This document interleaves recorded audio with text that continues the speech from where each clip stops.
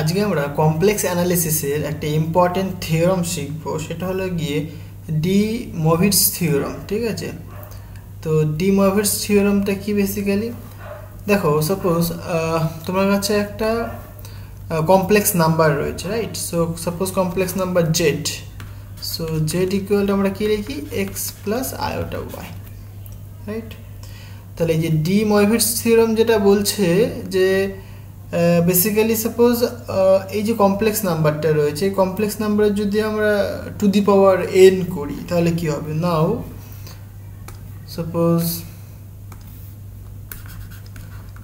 আমি যদি এরকম বলি যে Z to the power n equal to x plus iota y to the power n, তাহলে কেমন হবে?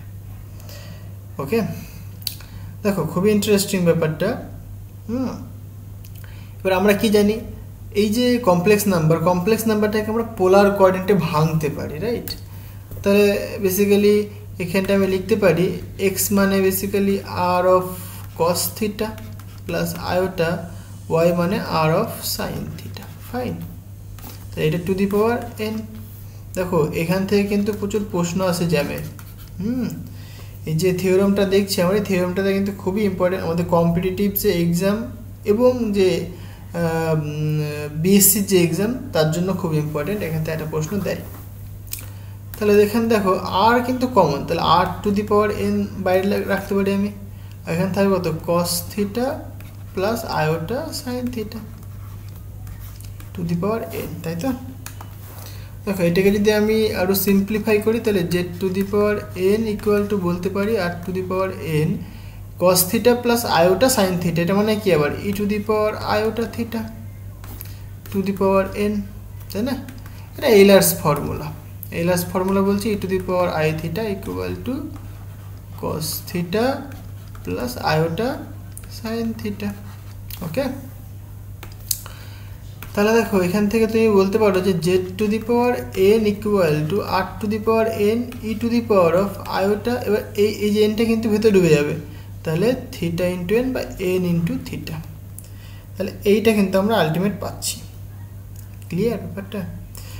তাহলে দেখো আমি যদি এটাকে ফার্দার যদি সিম্পলিফাই করি তাহলে আমরা বলতে পারবো যে Z to the power n equal to r to the power n, এটাকে ভাঙো আবার এলার্স ফর্মুলায় ভেঙে দাও, তাহলে তুমি বলবে বেসিক্যালি কস, এখানে কিন্তু অ্যাঙ্গেলটা কত, এখানে এন থিটা আর থিটা নয় কিন্তু, তাহলে N theta plus iota sine n theta. জিনিসটা বুঝতে পারলাম?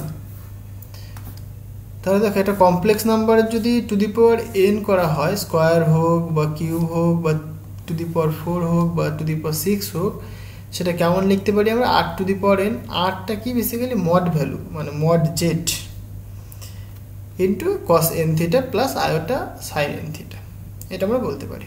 খুব ইম্পর্টেন্ট, খুব ইম্পর্টেন্ট। ওকে, দেখো এই যে থিওরামটা শিখলাম, এই থিওরাম রিলেটেড একটা প্রবলেম করা যাক, তাহলে কি কনসেপ্টটা আরও ক্লিয়ার হবে। সো আমি একটা সাপোজ প্রবলেম ডিফাইন করছি, একটা প্রবলেম দেখছি। ওকে, প্রবলেম সাপোজ তোমাকে বের করতে বললো এইরকম একটা ভ্যালু বলে দিই, suppose 1 plus iota root 3 divided by 1 minus iota root 3 to the power suppose 10 বলে দিয়েছি, তাহলে এর ভ্যালু কত সেটা তোমাকে বের করতে হবে।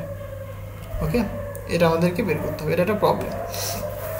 তাহলে দেখো আমি কনসিডার করে নিচ্ছি complex number Z equal to এটা, তাহলে এখানে দেখো ভেতরে দেখো দুটো কমপ্লেক্স নাম্বার রয়েছে, একটা 1 প্লাস আয়োটা রুট 3, একটা 1 মাইনাস আয়োটা রুট 3। তাহলে লেট আস কনসিডার, কি কনসিডার করবো আমরা? দেখো জাস্ট সিম্পল, আমি বললাম suppose z1 equal to 1 plus iota root 3 and z2 and I বলছি z2 equal to 1 minus iota root 3। Okay, এটা কিন্তু আমরা বলতে পারি, কোনো অসুবিধা নেই। আচ্ছা, এবার দেখো এখান থেকে আমরা একটু সিম্পলিফাই করবো আস্তে আস্তে, হ্যাঁ।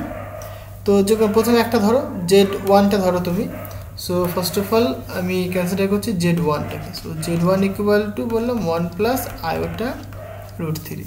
তাহলে এখান থেকে তুমি মড ভ্যালু বের করতে পারবে, তাই তো? তাহলে সো মড ভ্যালু কত হয়, মানে মডিউলাস, তাই তো? মডিউলাস তুমি বলবে মড Z1 অথবা R1, তাই তো? ইকুয়াল টু তুমি বলবে √1² প্লাস √3 তার হোল স্কোয়ার। তাহলে আলটিমেট আসছে বেসিক্যালি 1 প্লাস 3, সো √4 মানে 2। তার মানে বেসিক্যালি তুমি কি পাচ্ছ, যে মড Z1 তার ভ্যালু 2 পাচ্ছ। কোনো অসুবিধা নেই আশা করি। আচ্ছা, তাহলে আর্গুমেন্টটা কত? সো আর্গুমেন্টটা কত দেখো, আমি যদি বলি আর্গুমেন্ট মানে অ্যাঙ্গেলটা, তাই তো? সো থিটা ইকুয়াল টু তুমি বলবে যে ট্যান ইনভার্স y/x, y কত এখানে √3, সো √3/x মানে 1। তাহলে এখান থেকে তুমি থিটা ইকুয়াল টু বলতে পারো যে ট্যান ইনভার্স √3। √3 কত ভ্যালু, মানে কতর ভ্যালু √3 হয়, ট্যান π/3। ওকে, সো এটা তোমরা জানো, আমরা এখানে লিখতে পারি বেসিক্যালি ট্যান π/3। ওকে, মানে ট্যান 60 ডিগ্রি ভ্যালু কিন্তু √3 হয়, আর ট্যান 30 ডিগ্রি ভ্যালু 1/√3 হয়। হ্যাঁ, এগুলো আশা করি তোমরা সবাই জানো। আচ্ছা, তাহলে এখানে আলটিমেট আমরা যে থিটার ভ্যালুটা পাচ্ছি, সো থিটা ইকুয়াল আমরা বলতে পারি ট্যান যদি ক্যান্সেল হয় তাহলে থিটা ইকুয়াল টু π/3। এটা কিন্তু Z1 এর জন্য পেলাম আমরা। ওকে, তাহলে পোলার ফর্মে তাহলে যদি লিখি আমরা সেই কমপ্লেক্স নাম্বারটাকে, তাহলে কি লিখতে পারবো আমরা পোলার ফর্মে? সো দেখো, ইন দ্য পোলার ফর্ম,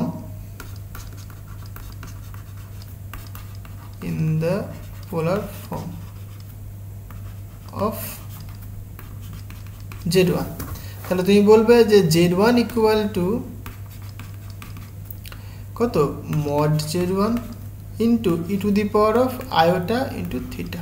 এটা জানি আমরা, থিটা 1, এখানে যেহেতু সব এক দিয়েছি তাই আমি 1 দিলাম এখানে। ওকে, তাহলে মড যে Z1 তার ভ্যালু জানি আমরা, কত বের করলাম এখনই, 2 বের করলাম, right? So 2 into e⁻⁴ theta 1 এর ভ্যালু বের করলাম π/3। তাহলে এইটা হচ্ছে তোমার Z1 এর ভ্যালু। ওটা কি বুঝতে পারলাম? খুবই সিম্পল ব্যাপার। আচ্ছা, তাহলে Z1 এর ভ্যালু বেরিয়ে চলে আসলো। সিমিলারলি আমরা Z2 এর ভ্যালু বের করতে পারি আমরা। সো অ্যান্ড দেখো কি, Z2 মানে তুমি ধরেছিলে 1 minus iota √3, right? 1 minus iota √3 হচ্ছে তোমার Z এর মানে Z2 এর ভ্যালুটা। তাহলে এইখানে কি হবে দেখো, তোমাকে দুটো জিনিস আবার বের করতে হবে। এক মডিউলাস, সো মডিউলাসের ভ্যালু কত, মড Z2 √1 এর হোল স্কোয়ার প্লাস মাইনাস √3 তার হোল স্কোয়ার। তাহলে কত হবে দেখো আলটিমেট, সো √1 প্লাস তো থাকছে, মাইনাসের হোল স্কোয়ার করলে পরে প্লাস হয়ে যায়, সো 3। তাহলে এখানে 4 মানে 2 থাকবে। তাহলে মড Z2 যে ভ্যালু সেটা কত, সেটাও কিন্তু 2 দিচ্ছে। ওকে, এবং আর্গুমেন্টে বের করে নাও। সো থিটা 2 সেটা কত হয়, ট্যান ইনভার্স y/x, y কত এখানে মাইনাস √3/1। তাহলে এখানে থিটা 2 ইকুয়াল টু দেখো ট্যানের ক্ষেত্রে আমরা মাইনাসটা বাইরে বের করে নিয়ে আসতে পারি, সো মাইনাস, তাহলে ট্যান ইনভার্স √3 হচ্ছে মানে কি π/3 আবার। ওকে, তাহলে থিটা 2 যে ভ্যালুটা পেলাম সেটা কত, মাইনাস π/3। তাহলে সুতরাং আমরা বলতেই পারি, সুতরাং তাহলে in the polar form of, এরকম লিখি তাহলে বেটার হবে, right? In the polar form,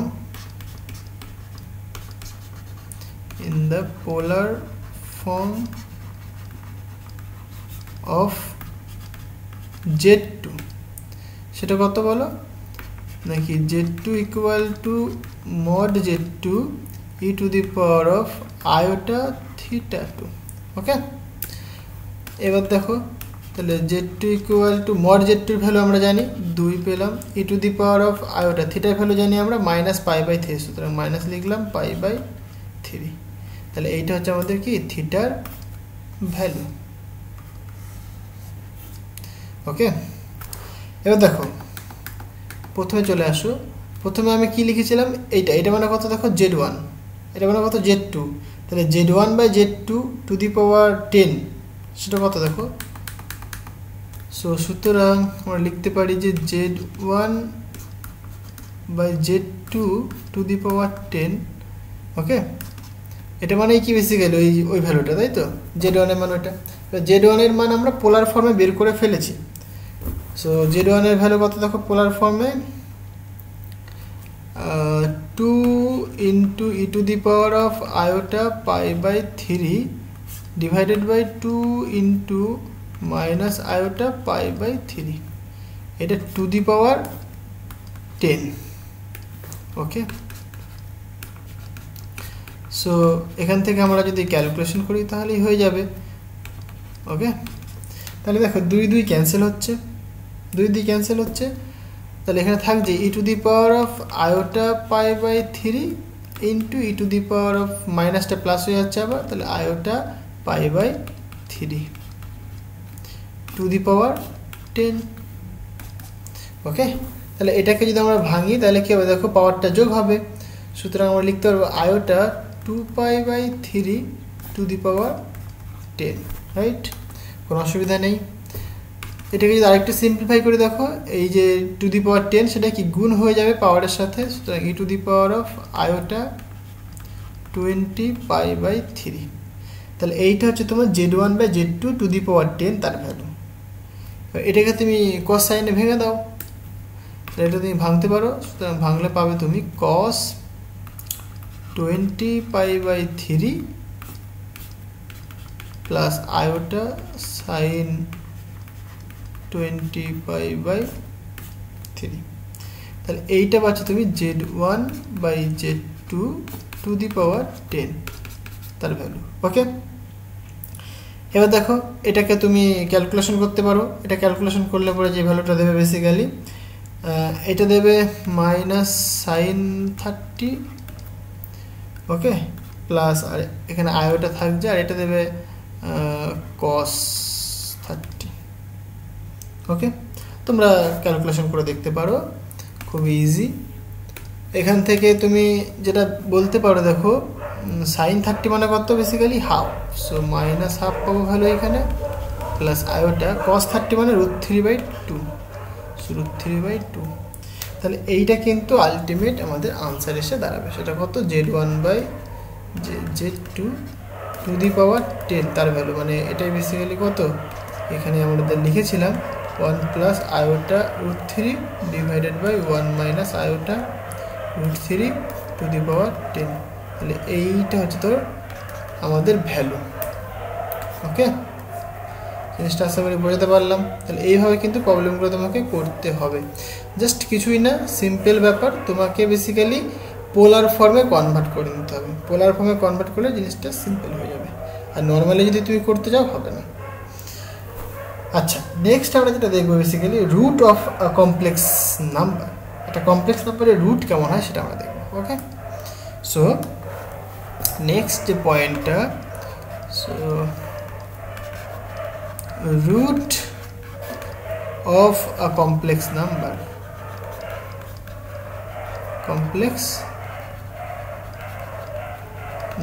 fine তাহলে একটা কমপ্লেক্স নাম্বারের রুট কত হবে সেটা আমরা এখানে ক্যালকুলেট করব সো সাপোজ আমি কনসিডার করে নিচ্ছি একটা নাম্বার সেটা কত w মানে z হচ্ছে কমপ্লেক্স নাম্বার ওকে আমি একটা নাম্বার কনসিডার করলাম মানে ভ্যালুটা অ্যাকচুয়ালি সো এরকম যদি বলি suppose number w is called এর সাপোজ nth রুট রয়েছে nth root of complex number complex number Z. দেখো জিনিসটাকে বুঝতে পারলাম। তাহলে এখানে আমরা লিখতে পারবো সুতরাং যে জেড ইকুয়াল টু সে ভ্যালুটা কত ডাব্লু, ডাব্লু কতগুলো রুট রয়েছে এন, তাহলে to the power N.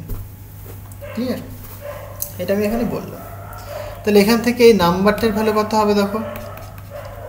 So W equal two তুমি বলবে Z to the power 1/n, simple হলো। এন কিন্তু একটা পজিটিভ ইন্টিজার, অবশ্যই এনটা কি এখানে, এন একটা পজিটিভ ইন্টিজার, পজিটিভ ইন্টিজার। ওকে, যার ভ্যালু মানে পজিটিভ হবে এবং সেটা কি ইন্টিজার ভ্যালু। ওকে, মানে 1 2 3 এরকম যাবে ইন্টিজার ভ্যালু, ফ্র্যাকশন নয়, এবং পজিটিভ মানে নেগেটিভ এন নয়, মানে নেগেটিভ মানে -2 -3 -4 এগুলো নয়, শুধুমাত্র পজিটিভ। ওকে, তাহলে ডাব্লু আমরা লিখতে পারি এটা আমরা W equal to Z to the power 1/n, right. এবার ধরো লেট এই যে কমপ্লেক্স নাম্বার, সো আমি বললাম যে Z is equal to x plus iota y, এটা কার্টেশিয়ান কোঅর্ডিনেটে। আমি যদি এটাকে পোলার ফর্মে লিখি, সো লিখবো আমি এরকম আর কস থিটা প্লাস আয়োটা আর সাইন থিটা। ওকে, মানে সিম্পল আমরা এখানে লিখতে পারি যে জেড ইকুয়াল টু আর থাকলো, এখানে কস থিটা লিখবো প্লাস আয়োটা, এখানে লিখবো আমি সাইন থিটা। ক্লিয়ার? তাহলে এই জেডের ভ্যালুটা আমি এখানে পুট করতে পারি। সো সুতরাং উই ক্যান রাইট ডাব্লু ইকুয়াল টু জেড মানে কত r cos theta plus iota sine theta to the power, দেখো পুরোটা টু দি পাওয়ার 1/n হলো। তাহলে এটাকে যদি আমরা ভাঙি তাহলে কি পাবো দেখো, so W equal to r to the power 1/n, আর এখানে এটা যেমন তেমন থাকবে cos theta plus iota sine theta to the power 1/n। Okay, এবার এটাকে আমরা আরও সিম্পলিফাই করতে পারি, এক লাইনে করলেই হতো 1/n। এটা মানে কত আবার e to the power of iota theta, তাহলে টু দি পাওয়ার 1/n থাকছে। সিম্পল এখান থেকে আমরা বলতে পারি r to the power 1/n into e to the power of iota theta by n, বলতে পারি আমরা, এটা কোনো অসুবিধা নেই। আচ্ছা, এবার দেখো এবার ইন্টারেস্টিং ব্যাপারটা কি, এই যে থিটার যে ভ্যালুটা, থিটার ভ্যালুটাকে তুমি কি লিখতে পারো, এরকম লেখা যেতে পারে সুতরাং omega equal to r to the power 1/n e to the power of iota theta, মানে তুমি এরকম বলতে পারো যে সাপোজ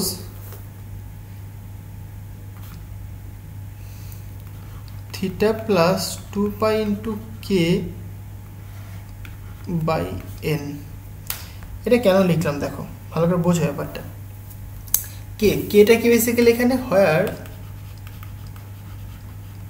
কেটা কিন্তু অবশ্যই মানে পজিটিভ ইন্টিজার, যার ভ্যালু 0 হতে পারে, 1 হতে পারে, 2 হতে পারে, n-1 পর্যন্ত হতে পারে, n-1 পর্যন্ত তার ভ্যালু হতে পারে। মানে দেখো এইটা লেখা যায়, এটা লেখা তাই, একই জিনিস, মানে আলাদা কিছু না। মানে 2π পরিমাণ তুমি যদি চেঞ্জ করো, ফেজটাকে যদি 2π তুমি ইনক্রিজ করো, মানে কে এর ভ্যালু তুমি যখন 0 বলছো তখন কি থিটা থাকছে। ওকে, এবার যদি তুমি কে এর ভ্যালুটা 1 পুট করো, তার মানে কি থিটা প্লাস 2π, মানে জাস্ট 2π ফেজে তুমি যখন যাবে তখন কি সেম থাকবে। মানে এটা যেহেতু একটা সাইনোসয়েডাল মানে ফাংশন, মানে আমি যদি সাইন গ্রাফটা দেখাই, দেখো ভালো করে বোঝো, মানে একটা পিরিয়ডিক ফাংশন, রাইট। পিরিয়ডিক ফাংশনটা কেমন হয়, আমি যদি সাইন গ্রাফটা দেখাই, সাইনের গ্রাফ, সাপোজ এটা এক্স, এটা সাপোজ এক্স না থিটা ধরলাম, সাপোজ থিটা, এটা হচ্ছে তোমার সাইন থিটা, রাইট। তুমি যদি সাইনের গ্রাফ দেখো তুমি বলবে এরকম এই গেল এই গেল এই এই এই এইভাবে যাচ্ছে, তাই না? যেখানে এটা 0, এটা পাই, এটা 2π, এটা 3π, এখানে যেটা পড়ে সেটা 4π, এভাবে যাবে। তাহলে দেখো সাইন জিরোতে যে ভ্যালুটা এবং সাইন পাইও কিন্তু 2 পাইও কিন্তু একই ভ্যালু, ফেজ মানে এরা কিন্তু সেম, মানে এখান থেকে শুরু হয়েছে এখানে শেষ হলো, আবার কি এখান থেকে শুরু হচ্ছে। তার আমরা বলতে পারি এই যে 0 পয়েন্ট আর যে 2 পাই পয়েন্ট কি এরা সেম ফেজে রয়েছে। ওকে, কারণ কি এরা কিন্তু একই দিকে যাচ্ছে, দেখো এদের মোশনটা কিন্তু এই দিক বরাবর, এর মোশনটা কিন্তু এই দিক বরাবর। তুমি কিন্তু বলতে পারো না 0 আর পাই কিন্তু সেম ফেজ, এটা কিন্তু বলতে পারো না, কারণ দেখো এর ডিরেকশনটা এদিক বরাবর কিন্তু পায়ের ডিরেকশন এদিক বরাবর, এটা কিন্তু সেম ফেজে নয়, বাট মানে অপোজিট ফেজ, তার জন্য কি ফেজ ডিফারেন্সটা 180 ডিগ্রি হয়ে যাচ্ছে, তাই না? মানে সাইন 0-এর ভ্যালু যা, সাইন 2 পাইয়ের ভ্যালু তাই, এবং তারা কি সেম ফেজে রয়েছে। দেখো 2 পাই করে যখন তুমি চেঞ্জ করছো তারা কিন্তু সেমই জিনিস, মানে কোনো পার্থক্য কিছু নেই, মানে 0 লেখা যায় 2 পাই লেখাও তাই, 4 পাই লেখাও তাই, একই কথা। তাই এইখানে আমি জাস্ট এই থিটাটাকে চেঞ্জ করে আমি theta plus 2 pi into k করে দিলাম। এবার কেটাকে যখন আমি চেঞ্জ করাবো তখন কি এখানে ফেজটা চেঞ্জ হবে, তাই তো, মানে 0 হবে একবার ফেজ পুরো, মানে যদি এইটা বলি আমি, তারপরে 2 পাই, তারপরে 4 পাই, তারপরে 6 পাই, এভাবে যাবে। তাহলে এই বক্তব্যটা আর এই বক্তব্যটা কিন্তু সেম জিনিস, সেটা আমি এখানে বোঝানোর চেষ্টা করব। ওকে, তাহলে আমরা দেখো এইটা কিন্তু আমরা লিখতে পারি, এইটা হচ্ছে আমাদের রুট। ওকে, খুব ইম্পর্টেন্ট। তো এই যে দুটো জিনিস আমি আজকে দেখালাম, এই দুটো জিনিস খুবই ইম্পর্টেন্ট তোমাদের পরীক্ষা পারপাসে, এবং ম্যাথামেটিক্যাল যে মানে কম্পিটিটিভ এক্সামে যে ম্যাথামেটিক্স সেখানে কিন্তু খুবই ইম্পর্টেন্ট এটা। এইখান থেকে তো প্রশ্ন দেয়, ওকে, এরকম একটা বলে দেয়, সেখান থেকে বলে যে তার ভ্যালু কত সেটা বের করো। তো আজকে এই পর্যন্তই থাক, দেখা হবে আবার নেক্সট ভিডিওতে। Thank you.